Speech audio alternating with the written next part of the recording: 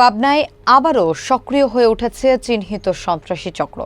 স্থানীয়দের অভিযোগ, সাংবাদিক পরিচয়ধারী এস.এম. আদনান উদ্দিন ক্ষমতাসীন দলের প্রভাব খাটিয়ে পুনরায় শুরু করেছেন চাঁদাবাজি ও হুমকি ধামকি।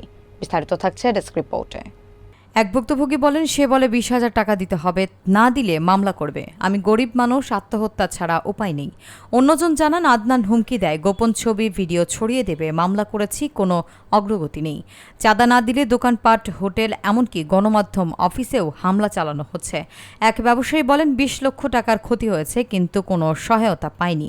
আরেকজন বলেন, পুলিশ এবং সাংবাদিক সবাই তার ভয়ে থাকে, কখন কার সম্মানহানি হয় বলা যায় না।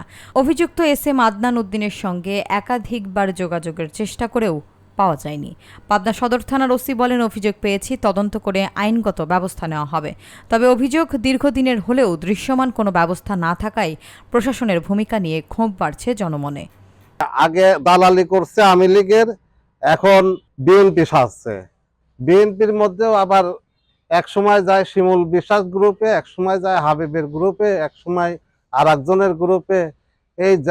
এইরকম করে করে আমরা নতুন যে বাংলাদেশ দেখার স্বপ্ন দেখেছি, সেই স্বপ্ন যাতে বাস্তবায়িত না হয়, মানে সমন্বয় ছাত্রদের বিরুদ্ধে বিভিন্ন জায়গায় বিভিন্ন ধরনের যে অপপ্রচার চালাচ্ছে, একটা অপরাজনীতি, যাতে আমরা বাংলাদেশকে নতুনভাবে গড়তে না পারি, সেই জন্য যে একটা ষড়যন্ত্র, সেই ষড়যন্ত্রের অংশ হিসেবে আদনান একটা ভূমিকা পালন করতেছে, আমার তো তাই মনে হয়।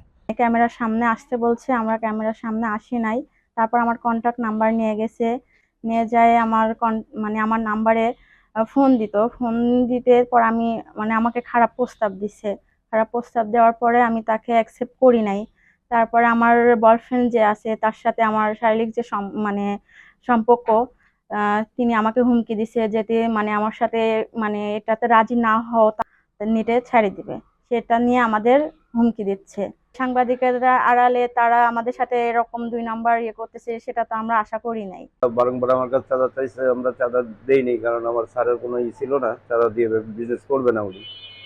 এই কারণে আমি চাঁদা দেইনি। সেই না দেওয়ার কারণেই আমার উপরে আসলে ক্ষোভ ছিল।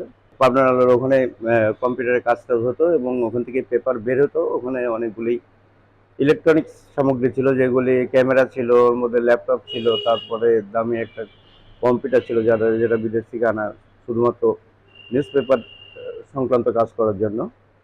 তো ওইখানে সিয়াম ছিল আমাদের সহকর্মী, ও কাজ করতেছিল। এমতো অবস্থায় ওইখানে সিয়ামকে বেশি মারধর করা হয়। পাবনা চেতনার সাংবাদিক আদনান আমার উপরে জুলুম করতেছে, আমার জায়গা জমি নিয়ে ওরা ঝামেলা করতেছে। সাংবাদিকের নাম আদনান। যদি আমি 20,000 টাকা না দিই, তাহলে আমার ভিটে বাড়িতে থাকতে দেবে না। আমি গরিব মানুষ, আমি ছেলে সন্তান নিয়ে খুব কষ্টে আছি।